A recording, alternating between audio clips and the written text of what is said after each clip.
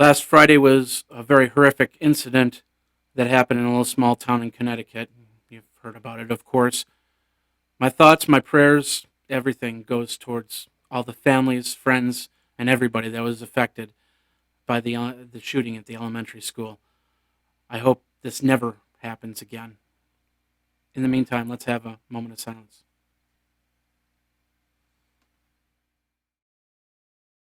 This is the Tech Podcast Network. If it's tech, it's here.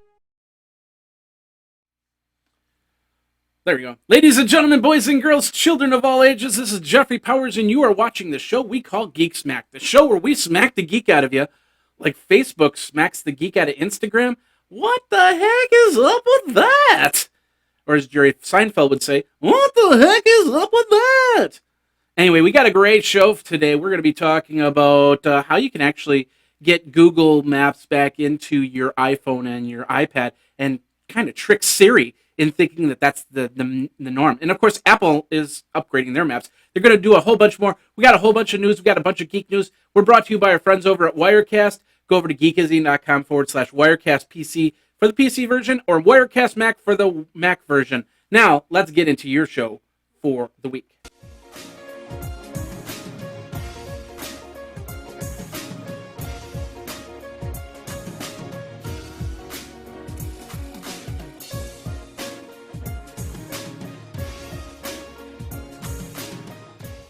I just realized something. I think I was doing Gangnam Style on that. Maybe. I don't know. Hey, everybody. Jeffrey Powers. Welcome to what show are we? Oh, Geek Smack. Welcome to Geek Smack, the show where I smack the geek out of you like we smack the geek out of kittens with lasers. Yes, there's kittens in this episode, so don't change the channel. Do you change a channel on a internet broadcast? I don't think that's possible anymore. Well, maybe you can change the web page or go to the next tab or something like that. I don't know. There's lots of different things you can do. Hey, if this is the first time that you've come to the show, thank you very, very much for coming to this show. We do this show every single Tuesday for a Wednesday consumption. Of course, next Tuesday, they have like this thing called Christmas. And the Christmas is happening. So what does that mean? That means that I'm going to be driving around like a banshee in snow. And I'll have snow chains on, and we'll be driving around giving out presents and being merry and eating eggnog or drinking eggnog. I suppose you could eat eggnog if it was really old.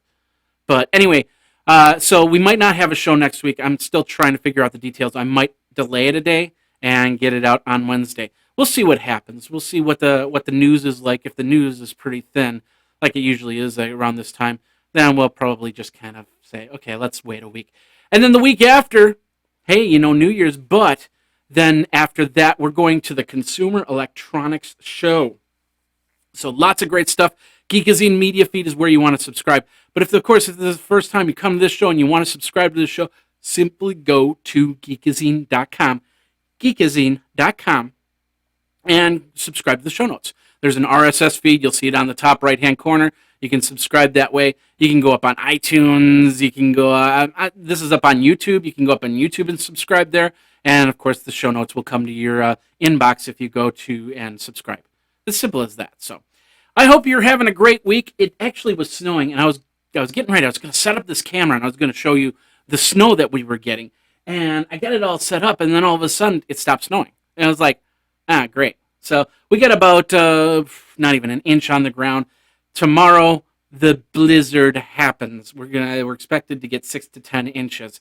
So it's very, very cold. So, go shovel and then come in, sit down in front of your TV, watch Geek Smack with a nice cup of hot cocoa. I should have gotten a cup of hot cocoa. I did get water. Water is important because you got to drink water. It's like, here, let me show you how to drink water. Okay, you open up the cap and then you drink. And you've just drank water. And, I just drank water. So anyway, ladies and gentlemen, boys and girls, children of all ages, stop babbling, start on with the show. Google Plus came out with communities, and of course, I decided to put out the podcaster community out on Google Plus. I've got a link in the show notes. Go over there. Of course, I think I have it G Plus community on bit.ly, bit.ly/G Plus community or podcaster community. That's it. podcaster community, and that'll get you there too. So, and then of course we've got about 365 people, podcasters, that are participating. I'm also community manager over at Geeks, which was started up by John Pose and the guys over at Geek Beat TV. So I'm going to be on those two boards back and forth. So of course, first of all, friend me on Google Plus, and then go to the communities and participate there. Hey, I also found out after CES, I'm going to Detroit for the Detroit North American Auto Show. So I'm going to be taking the cameras, repacking up, heading up to Detroit, and spending 2 days looking at the new cars of 2013. How cool is that?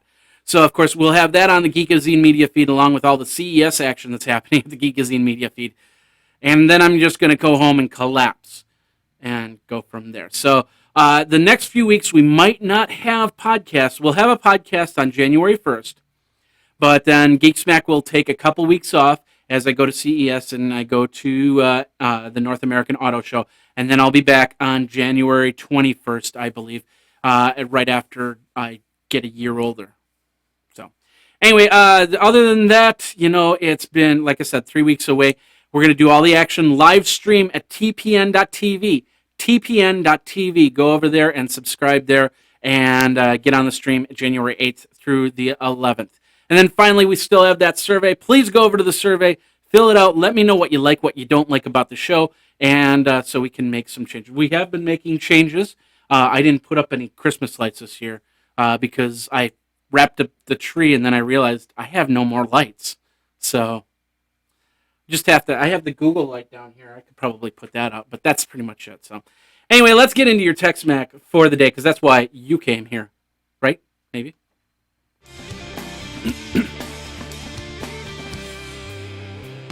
Of course, you could have came just to see my smiling face. Lots of people come to see my smiling face. My smiling face. Wow, where'd that stuff go? Happy holidays from Geekazine. Of course, happy holidays from our friends over at Zag.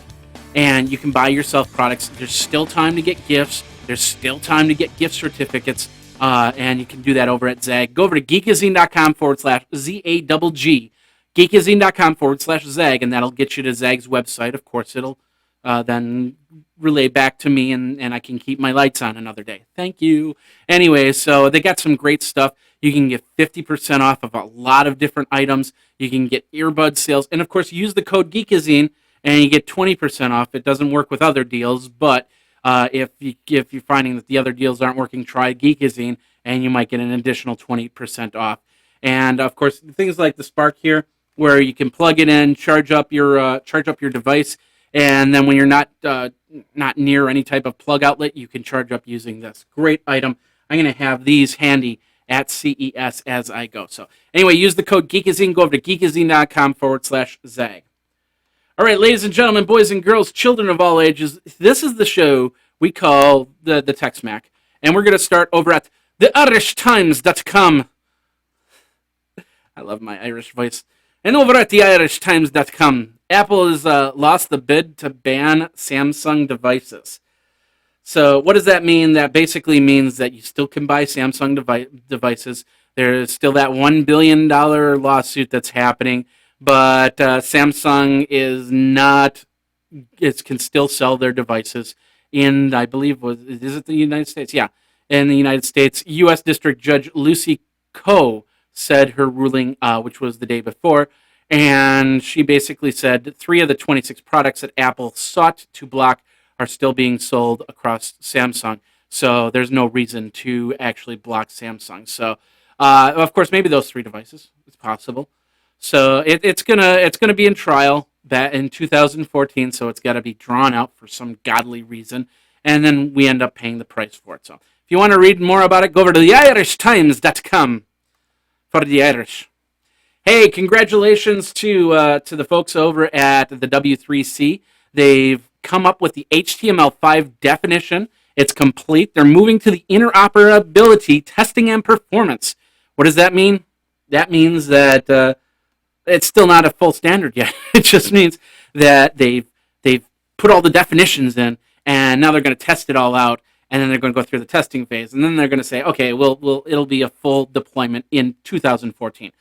A lot of people are already putting stock in HTML5. There's a lot of stuff going on here, so really cool. If you're not sure exactly what HTML5 really does on the web, if you're not a web developer, that's okay. The idea is it gives you more functionality to do things. Like, for instance, if I wanted on my web page to take a little ball and bounce it all across the screen, I use the code from HTML5 to do that. That way it doesn't affect the rest of the screen or anything like that.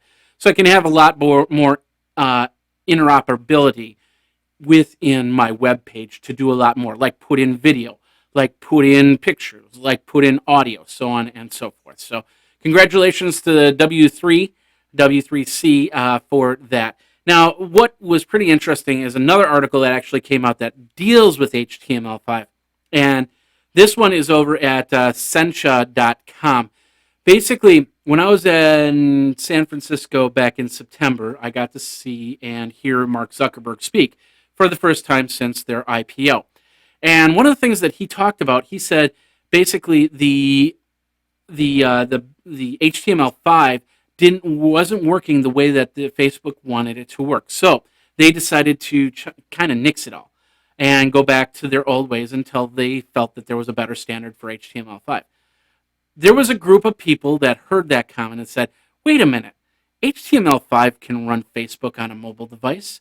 It can do it a lot better than what Facebook is doing. We don't understand the whole thing. So what they did was a group of developers turned around and they made what was called Fastbook. Well, it's not really fast. You can't find it in the App Store or anything like that.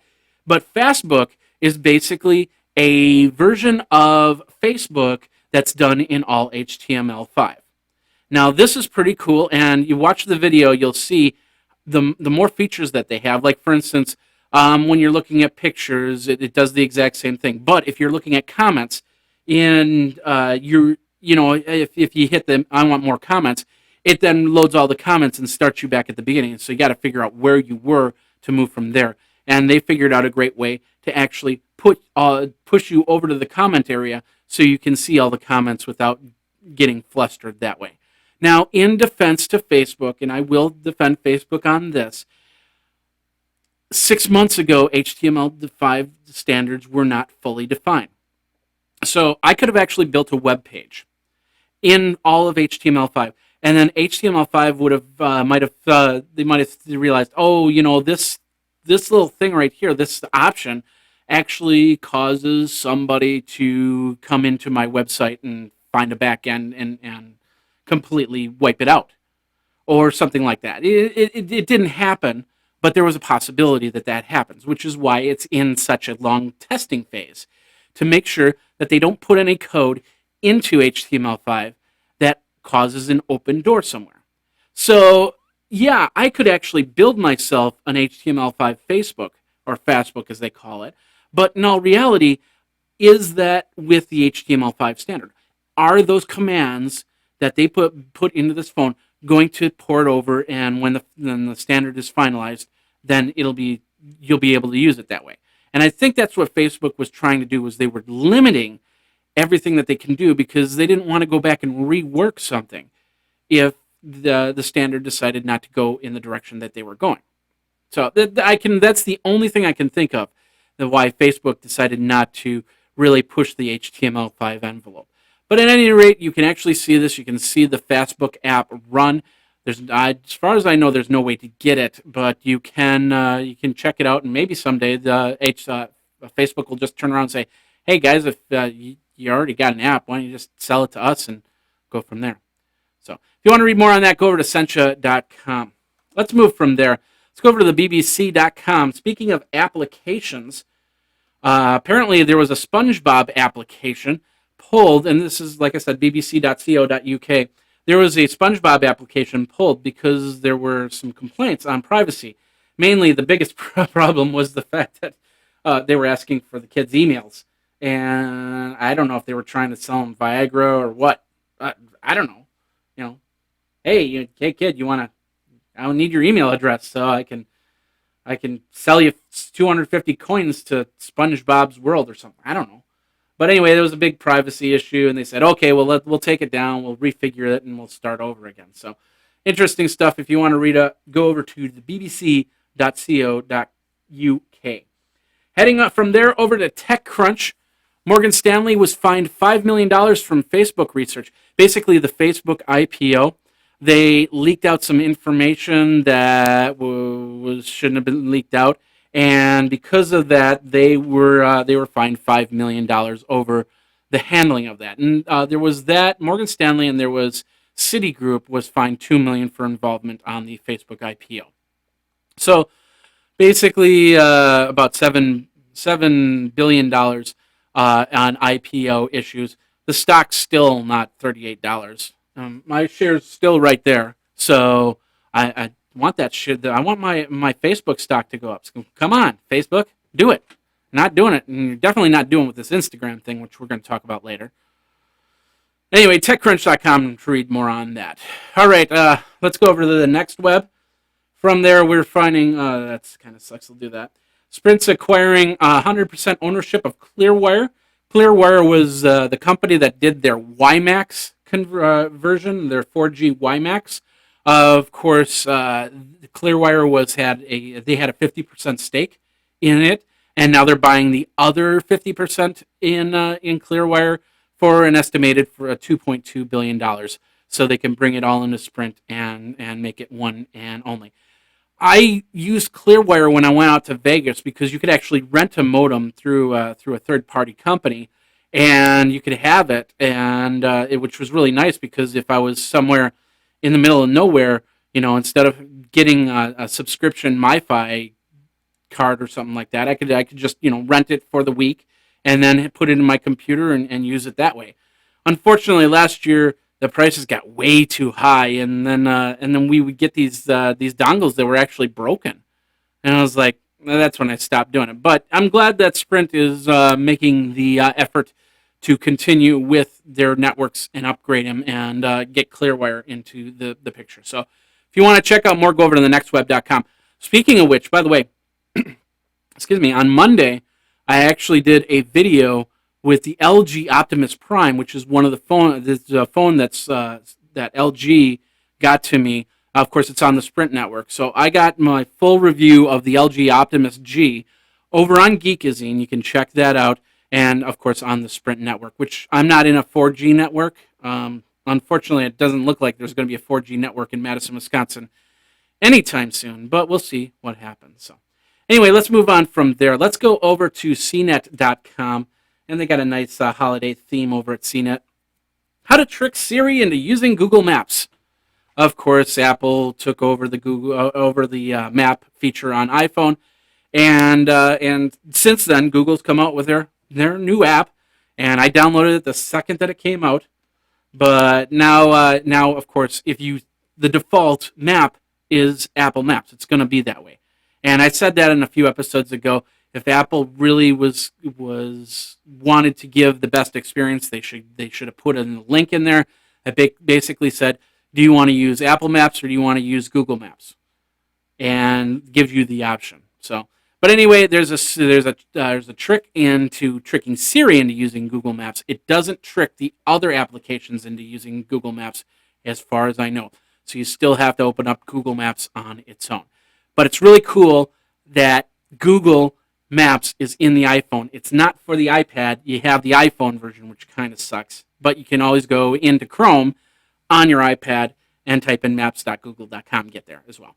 So check that out over at cnet.com. Speaking of which, over at Apple Insider, we've got an article. Apple is talking about partnering with Foursquare so they can enhance their iOS maps. I don't know how they're enhancing it. I mean, if they don't have the streets right, then you're going to be Foursquaring in the middle of a body of water, or, Dublin, Ireland, or something like that. We'll see what happens, but I'm still not impressed with Apple Maps. It does an okay job, but once again, Google Maps did an okay job at one time, and then they got better after a couple of years. Give Apple a couple of years, and those maps are this isn't even going to be an issue in a couple of years. So, anyway, to read more on that, go over to appleinsider.com. Unless you're a diehard Google fan, then it's always going to be an issue. So let's move over to Ars Technica. bold move by Cisco. They've basically said, we don't want to be part of the consumer market anymore, so we've decided to sell our Linksys division.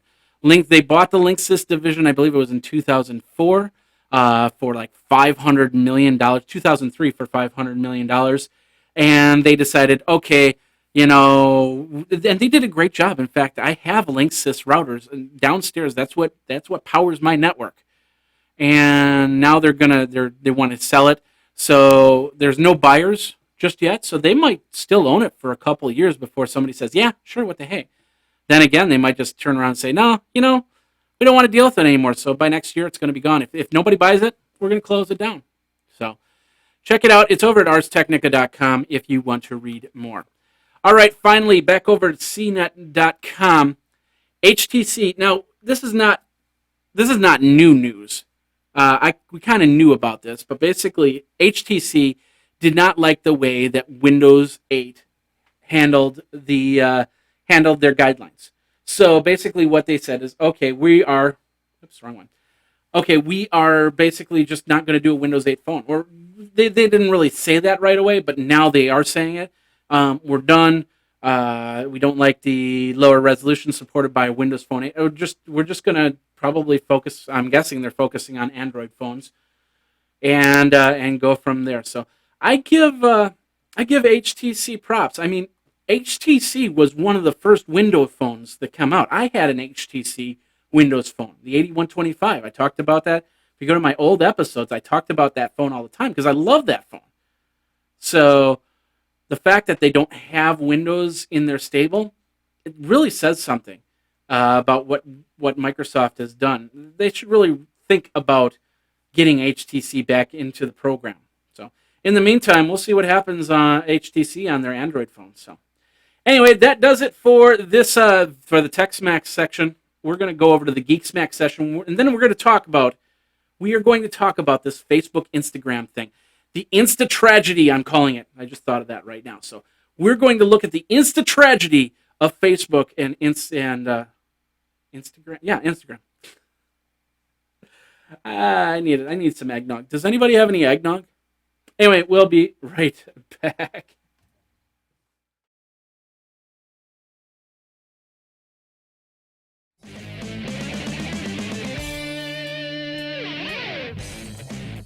Oh, of course, this episode, or this section, the Geek Smack, is brought to you by our friends over at Roku.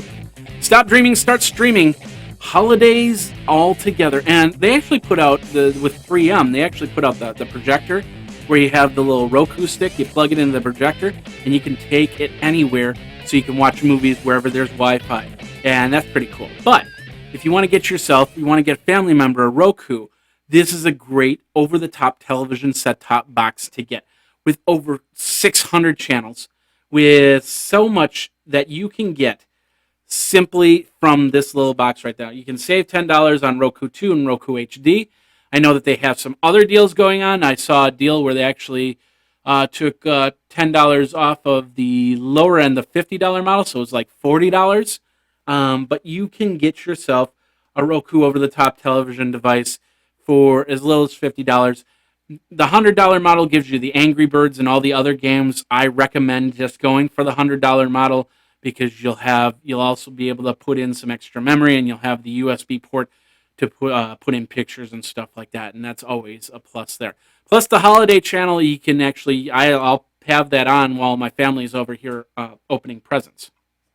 So check it out. Go over to geekazine.com/Roku. geekazine.com/Roku. Of course, that helps Geekazine keep the lights on. Thank you very, very much. All right. We're going to start over at Scientifics Online.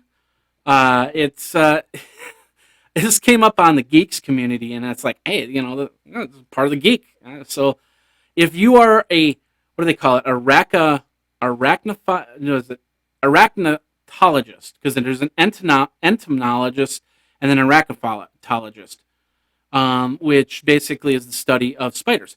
So if you're into the study of spiders, if you're scared of spiders, look away right now. Here we go.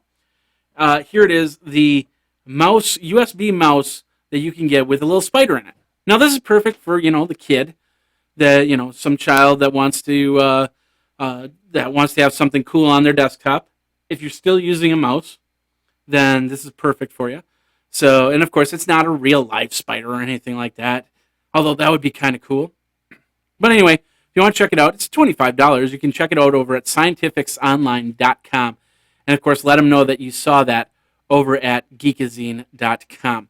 Let's move over to engadget.com. This is really cool. For all you cat lovers out there, you might not like this, so look away. Or maybe you will, I don't know.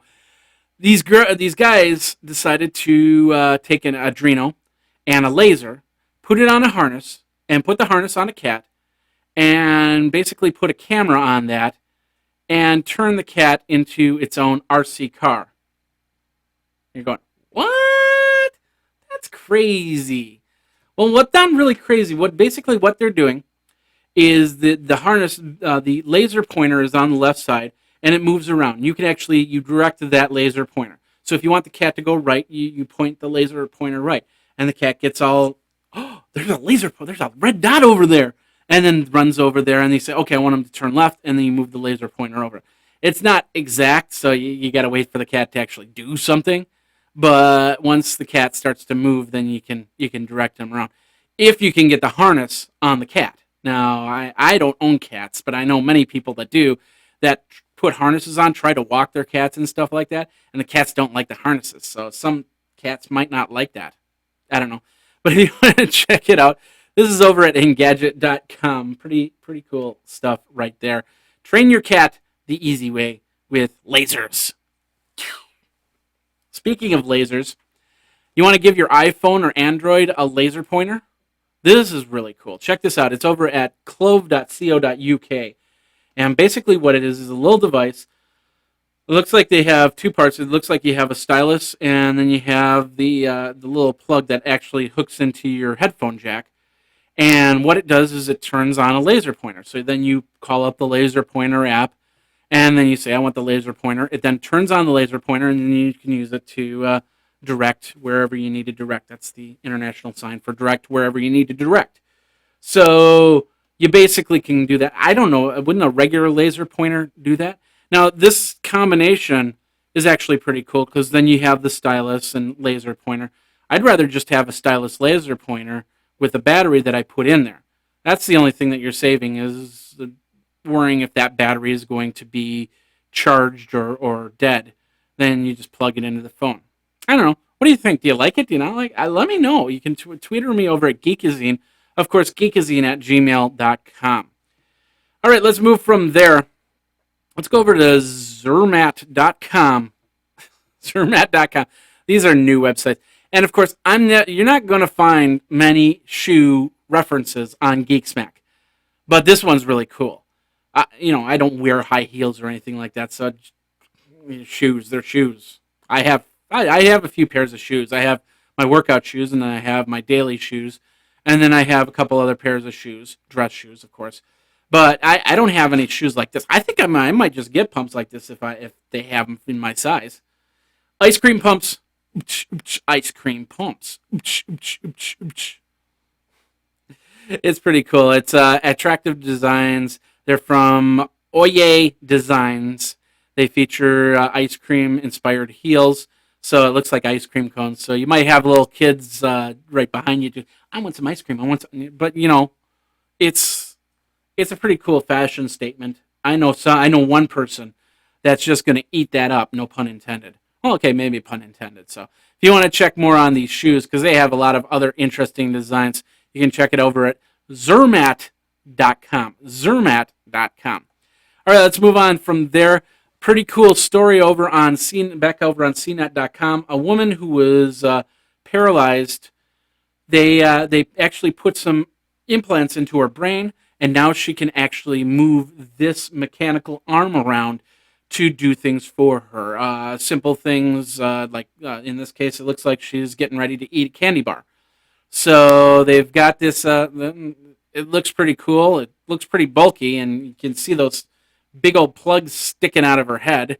So I don't think it's going to be implemented on too many people anytime soon. But it's a good step in the right direction. So if you want to check that out, go over to cnet.com. Moving from there, we're going over to YouTube, and apparently what happened was all the memes decided to get together and create one major meme. And we're going to show you just a very, very little bit of this. So basically, it's all these little memes like Gangnam Style's on there. They have iJustine's on there. Oh, I have the wrong mouse going. There's the Gangnam Style guy, and Asai is his name. Anyway, so they've basically put all these memes together. There's the fake Obama dancing, and then they have the Nyan cat, and then they have this thing, which I'm not exactly sure. I'm surprised they didn't have the auto tune the news or anything like that. Maybe that's what that was. Annoying orange, so on and so forth. So if you want to check that out, it's a full video. It's over on YouTube. They call it Rewind YouTube Style, and it's already got 2 million hits. A viral video from viral videos gets more hits than I would even think of. So I did ask the question over on Geeks on the podcast community, would you actually make a viral podcast just to bring people over? And there were only a couple people that have said, and that consensus was basically, not really. It would have to really do something, and it would really have to be something that that would enhance my podcast. Otherwise, it's just a viral video. So, anyway, speaking of viral videos, that's it for this one. This is you can viral this all you want. You can tell your friends. 2 million people. We should probably start a group that basically goes over to one YouTube channel a day and gives them like a couple thousand views, and then see what happens. That would be kind of cool, wouldn't you think? I don't know. Anyway, that is the end of the second half. Let's get into your Geek Smack, or your main subject would basically Facebook and Instagram. You know, what's going on? You know, you said you was going to stay separate. We're going to talk about that in a minute. And, of course, yeah, we'll talk about that in a minute. So we'll be right back on Geek Smack.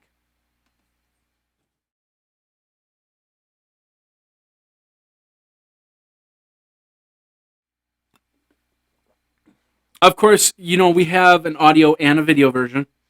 The video version you can find over on Geekazine. The audio version you can find on Geekazine, but you can also find it on Stitcher Internet Radio. And it's a great place. I have not only Geek Smack, I also have the Day in Tech History. I also have what's the other? iPad 365. That's the show, and all of those are over on Stitcher Internet Radio. It's a way to keep the podcasts onto your mobile devices, on your iPhones, on your Blackberries, on your Androids, on your web OSs. And of course, if you download the app using Stitcher.com/geek, you register for a $100 gift card, which is pretty cool. So enter in your name, and at the end of the month, they'll draw for a $100 gift card. So good luck on that. And of course, get all the cool stuff. The coolest thing about Stitcher, you can set up a favorites list, and then when it's time to listen, you just listen to one. You start on one, and when that podcast is done, it moves to the next one, and that moves to the next one, and that moves to the next one. It's just that cool. So check it out over at Stitcher.com/geek. All right, ladies and gentlemen, let's move back a little bit. How you doing? You know, when Instagram hit the App Store, there was a swell of users who wanted to turn a picture of a bland, dried-out grilled cheese sandwich into an old photo that looked like something that came from the set. You look, my grandpa gave me a grilled cheese sandwich or something like that. I don't know. You could then share it on Facebook and Twitter. And since then, of course, Facebook loved that. And it's like, oh, we were going to build our own app, but why not just buy Instagram? And ever since then, it's just kind of gone downhill. Simple as that.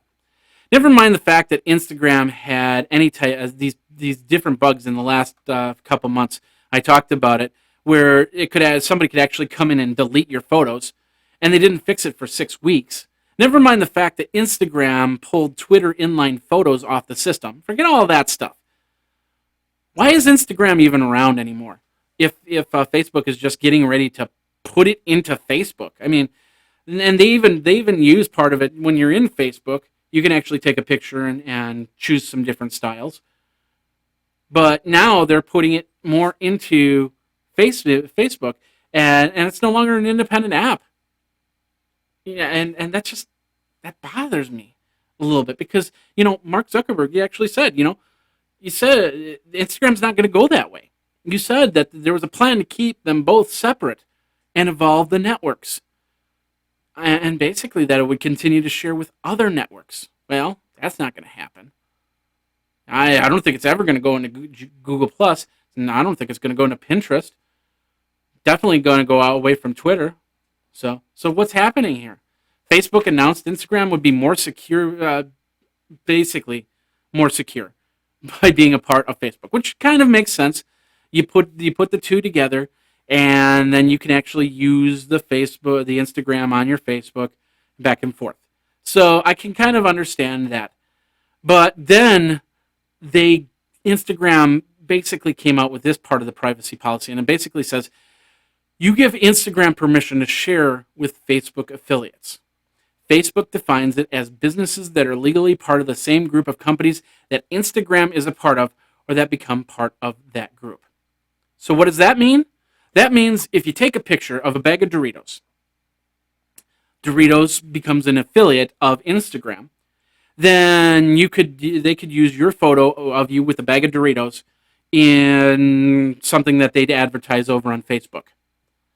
So basically, they could make cash on your photo and you couldn't see a dime of it.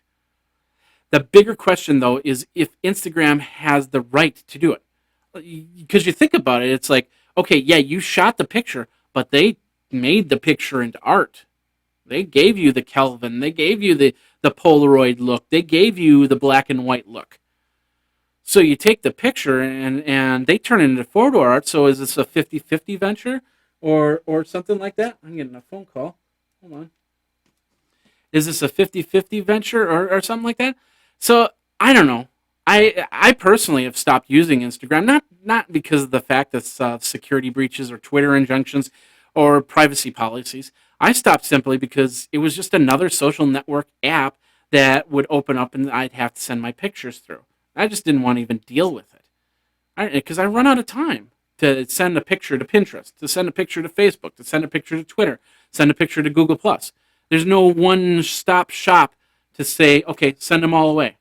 And that's what's really sad. Now, these changes won't go into effect until January 16th, so you do have some time to make your decision. There are other photo sharing apps out there. Nobody owns a patent on changing the picture because these are just simple ways, and a new app could show up instantly. If you use Instagram, now you know, and you can make an informed decision. We talked about it on the Google Plus community, and there were a few comments here I want to read because Dave Langdon asked, because Will Wheaton actually talked about it. He basically said, if celebrities use Instagram now, then all of a sudden they could be promoting something that they don't believe in. You know, if Will Wheaton holds a bag of Doritos and has somebody takes a picture, puts it on Instagram, it doesn't even have to come from his camera. It comes from my camera, let's say. Then all of a sudden Will Wheaton's on some Doritos ad because it came through Instagram. So lots of comments here. A lot of people don't like it. Of course, I give 2 cents on there. There is other apps out there, so check it out. Go over to the Google Plus community to read more. All right, ladies and gentlemen, boys and girls, children of all ages, what do you think? Are you going to stop using Instagram? Does it matter to you? Some people it won't matter. I mean, it's like, okay, I take a picture of a tree. If they want to use it, then fine with me. I'm into open source stuff like that. So let me know. You can Twitter me over at Geekazine. Of course, geekazine@gmail.com is the email address. And then the hotline is 608-205-4378. I did get a voicemail over on the website, and I did get asked, where can I find myself Roku channels, private Roku channels? The only list that I have is from that link that I did on the OTT about a year and a half ago, the private Roku channels. I don't have any more links. I mean, and I'm wondering if this is the same person that's emailed me a couple times, which I've already replied to him. I don't have any more. I don't know. I don't have any more links other than that one link that I have in the Roku channel, the post that I did about a year and a half ago on the OTT. So I wish I could give you more information, but that's all I really got here. So, all right. Hey, everybody. Thanks a lot for watching. Thanks a lot for listening. My name is Jeffrey Powers. We do this every single Tuesday. Next Tuesday, of course, we'll see what happens. Following Tuesday, we'll have a show. 3 weeks off, and then continue on from there. Thanks for watching and listening over on wherever podcatcher you get it from. And, of course, go over to geekazine.com. Check out the other shows, Day in Tech History, iPad 365, and the website, howtorecordpodcasts.com. Until next time, you guys geek out, and we'll see you on Geek Smack. Take care.